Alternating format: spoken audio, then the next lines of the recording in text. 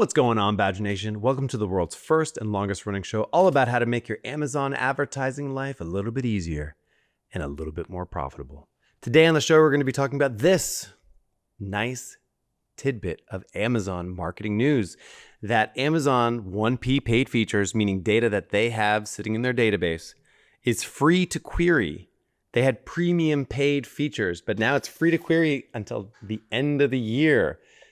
Saw this a couple days ago. Let's dig into it. What I want us to focus on is the first part of this, which is the Amazon Insights area. Amazon Insights is a collection of Amazon published data sets.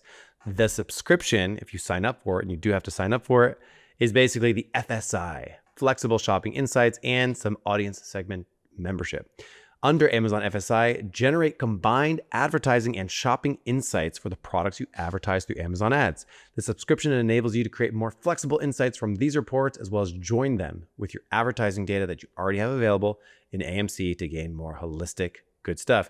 Jump to the last sentence here. This subscription enables you to conduct segment analysis across sponsored ads, traffic events, non-ad exposed conversion events, and advertiser uploaded signals if you do have them. So let's talk about FSI.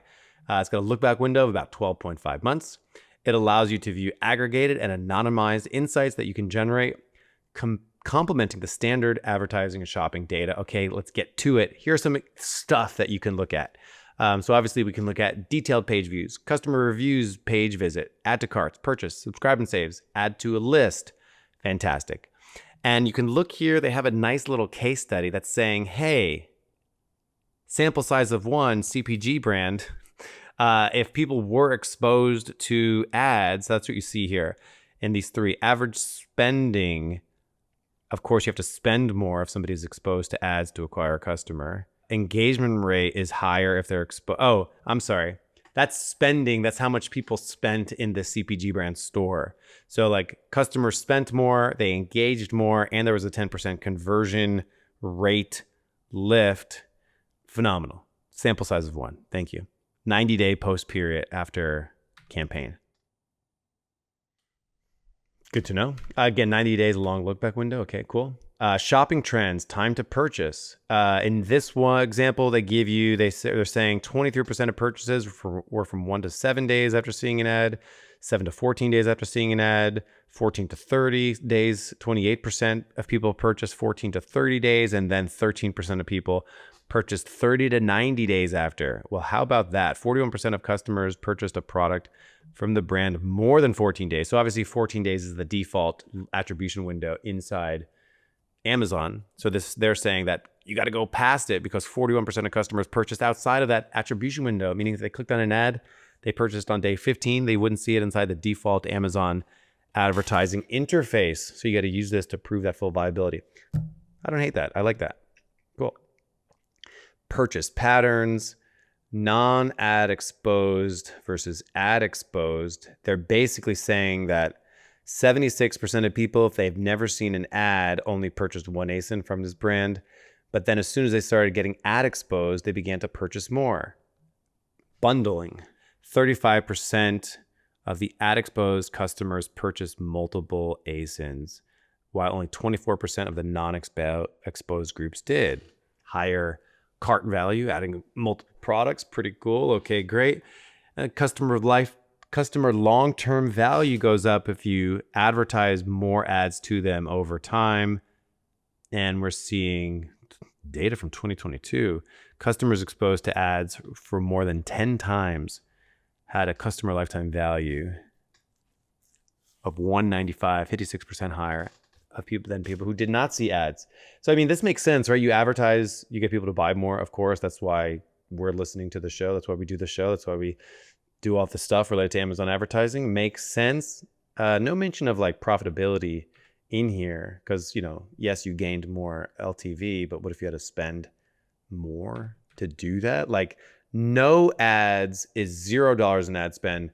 Serve an ad 10 times. How much does that cost? You know, maybe there was a $2 CPC and maybe you got like 5 clicks, or you added $10 to your ad spend to generate $70 more. Like maybe that's, I don't, you know, I'm just guessing at the numbers that they're using here. Advertising impact. This little graph here is showing us non-attributed conversions. So I guess that's non-ad, like organic sales as we would know it, versus ad sales. And it's basically saying the more ad impressions you get, the more ad sales you get, but also more organic sales too. Things we know, you advertise more, you get more traffic usually. And there is some organic boosting that you get from your paid ads. Pretty cool. Makes sense. Correlation. Be cool to get closer to causation. And then they're saying the longer look back window you go back, the more attribution will be attributed to display or sponsored TV. Okay, pretty interesting. So if you're using sponsored display or some kind of display ad to do a first impression with customers, then eventually they might get attributed to a sponsored product. And the humble display wouldn't. Pretty interesting. So there's some other signals in there too, like audience signals, like it'll tell you what segment or what interest grouping purchase a lot from you and who's got a lot of non-ad attributed purchases versus ad attributed purchases. Okay, that's cool. So they're saying here that pet and animal purchased a lot, but they didn't see any ads. So go target this grouping because you'll boost the assumption is that you'll just get more sales from this audience. Again, no true mention of ROI, like how much I'm spending, but I'm into it. So what we're going to do, we're going to queue up a lot of these. I'm going to show you how to get this inside Amazon Marketing Cloud. We'll run through it with a real account. Let's see what it looks like with a real business. Here we go. Okay, the first thing, in case you are unfamiliar, you go to Measurement and Reporting, Amazon Marketing Cloud, and then you click on Paid Features. Give me those paid features, and you need to subscribe to this. So it'll tell you to subscribe, and maybe on January 1st, we're all going to get that bill because it'll subscribe you for free until January 1st next year. So it gives you all this info. Very, very cool. And there's a spot where it'll help you with setting all these up. So let's take a look there. I'll find that link for you. I'll be right back.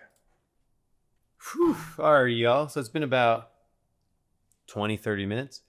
And essentially what you can do is the following. You can roll up to any of the documentation related to flexible shopping insights, and you can sort of see any of their examples, and then you can just simply click Open in Query Editor, and then it will open it up in Query Editor. And then when you're there, you click Run, and it takes a couple of minutes, takes like 3 minutes each time, and then you can just simply see it. Now, you might have your own ideas, and I'm going to just fire one up, but you can go ahead and click Generate SQL with AI, and it will start that process for you. So anything that's on your interest level, it's helpful to get a sense and understanding of this. So let me go ahead and queue one up here, and I'll just show you what that looks like. Yeah, so here's an example of what I did. And I have a browser extension that changes any ASIN into an animal. So it says, can you show me for this ASIN? And then I have the ASIN there. How many sales came from last click attribution to sales, and then sales not attributed to ads, but had an ad impression. It will give you this. I go over here. I give it a time frame. Let's go last month. And then just give it a name. I'll call it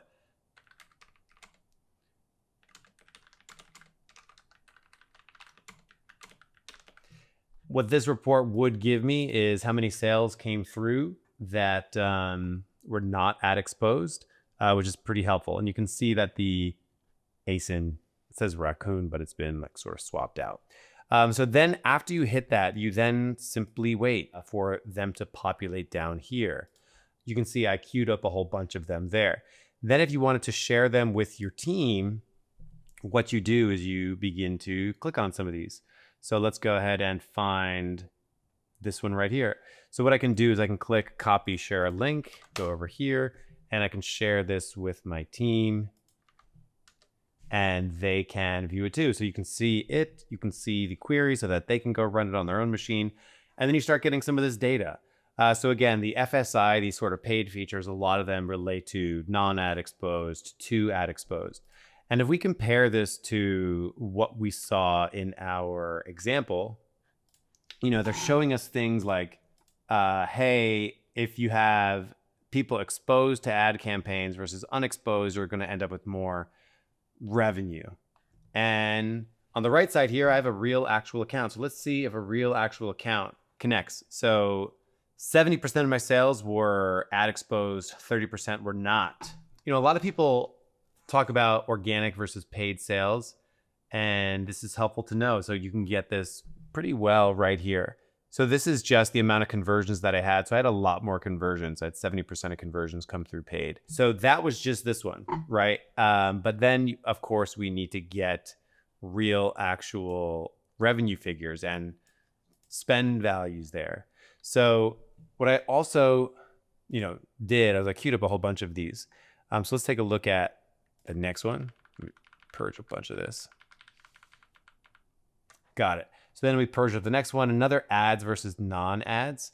And what I found, again, this is like an Amazon perfect scenario for Amazon.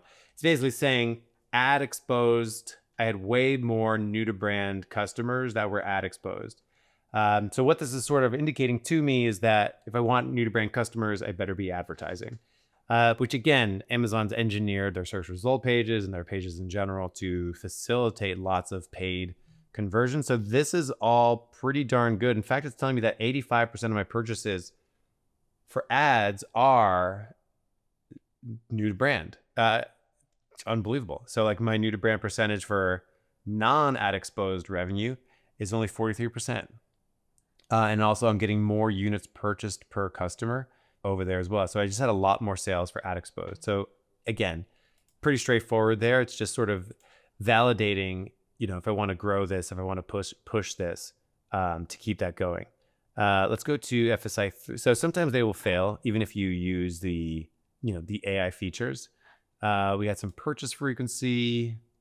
Again, it's telling me that non-ad exposed people purchased 1.6 from me compared to 1.0.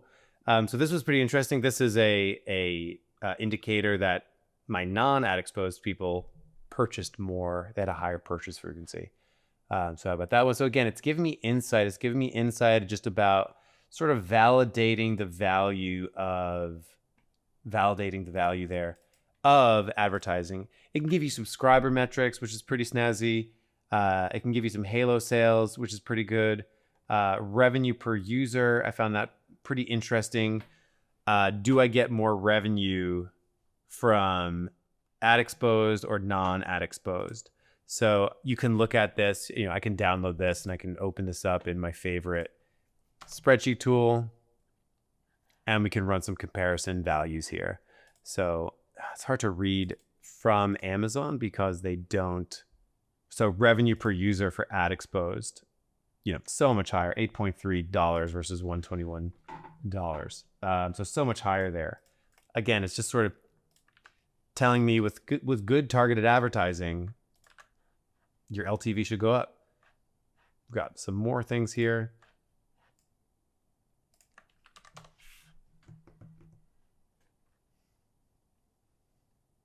So what do we see on this one? We're seeing we had a lot more ad exposed conversions. And this is like views, like product views. So a ton, right? A ton more ad exposed and a better conversion rate. It looks like the conversion rate on non-ad exposed was 1.8, but our conversion rate for ad exposed, did they make a decimal issue? They're saying that my conversion rate for ad exposed purchases was 20% compared to 1.8 organically. Don't know if I trust that one. But it is sort of making the case that, hey, ads convert really good for this particular client. They're a big benefit towards that. I ran that other report, which was sort of week by week. As I advertise more, do I generate more overall sales as well? Meaning, as I advertise more, do I end up with even more non-ad sales? So again, you can see sometimes Amazon Marketing Cloud will make these weird errors. Like they didn't differentiate between sponsored ads impressions and total impressions. They just sort of lumped it together. So do be careful with that. And what they're saying is that my non-attributed revenue is quite low for all these weeks. So basically, do I notice a uptick in non-attributed ad revenue even when I spend more? So yeah, I spend 24,000, non-attributed ad revenue goes up to 8,000. I drop my ad spend down to 7,000 and my non-attributed ads drop. I spend more, I get more non-attributed ad revenue. I spend slightly less, I ended up with more. So this one looks like a weaker correlation there. That one looks like a weaker correlation.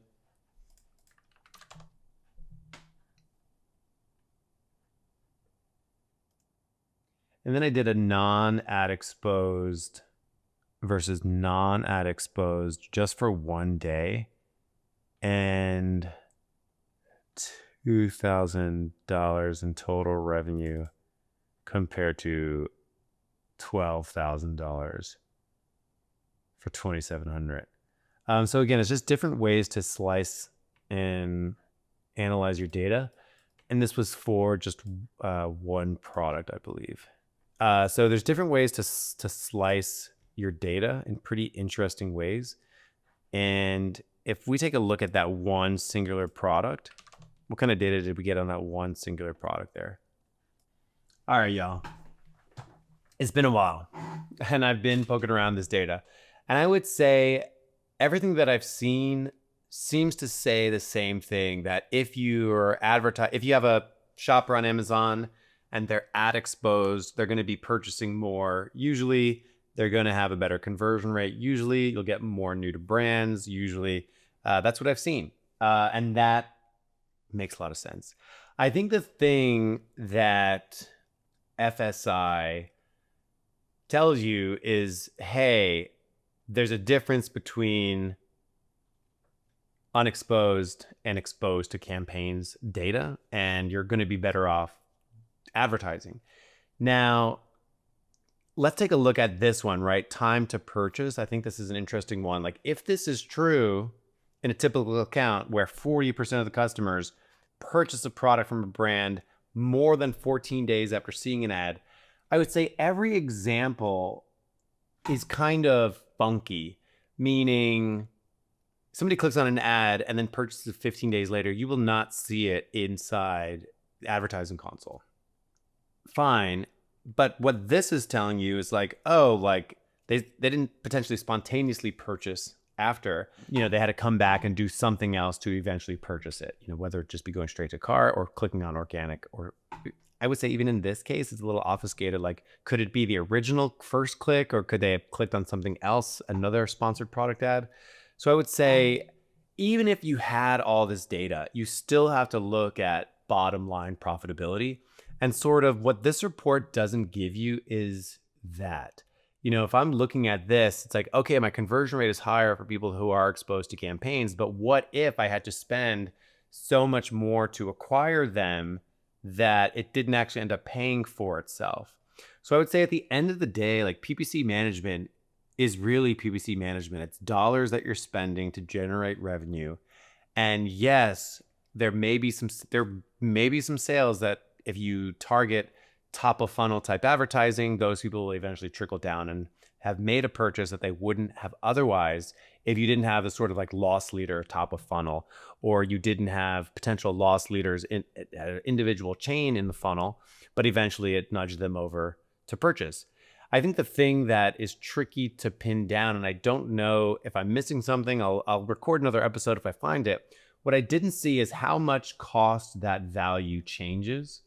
Meaning, if I serve a campaign A, it touches a person, campaign B, it touches them, C, D, E, F, G, and I touch them with 5, 6 different campaigns, and then they convert, and that ad gets attributed to one campaign only, it'll look like unprofitable elsewhere. And I think part of the case that wants to be made here is like, oh, they would not have purchased from you if you didn't have every single step in that chain. True, not true, I don't think is the question, but it's like, how much did that entire funnel, how much did that entire chain end up costing? And I feel like one thing where some of this data still misses the mark is just straight up profitability ROI analysis. How much did I spend in a given month and how much was generated in a given month? Subtract all my fees. What was my net proceeds at the end of that? So that is one thing that's missing in all of AMC data, which is that true net proceeds. So to piece that together, you generally need your own post-processing of your Amazon sales data. So that's my take on this. It's cool, but I don't think it's necessarily a silver bullet. I don't think it will solve. If you're having a lot of trouble on Amazon, I don't see what this will necessarily solve for you. I would say if you have like profitability issues, this probably wouldn't be the first place that I go to. If you're trying to scale, this may not be the first place that I go to either.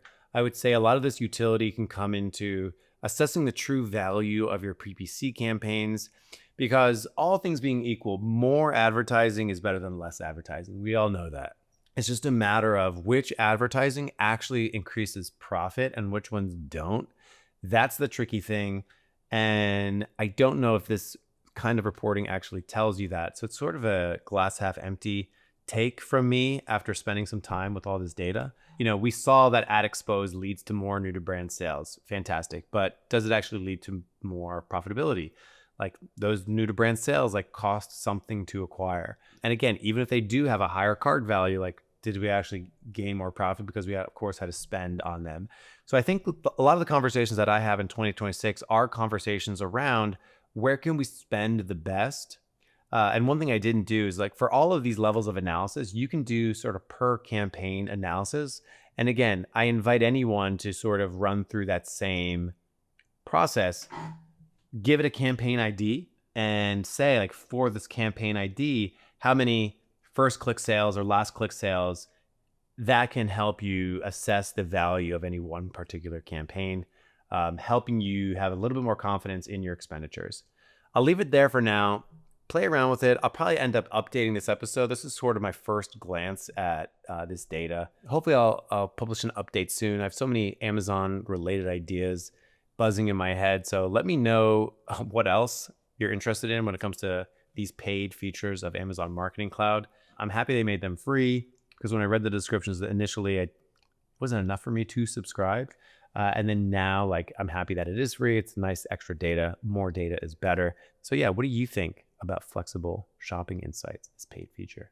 There's more paid features in AMC, so maybe I'll go a little bit deeper into FSI and other features too, to really try to build some practical dashboards inside Amazon Marketing Cloud. That'll be really valuable. For now, have a good one, and I'll see you next week here on the PPC Den podcast. I've launched campaigns and picked keywords. I've got my bids, set placements too. And bad mistakes.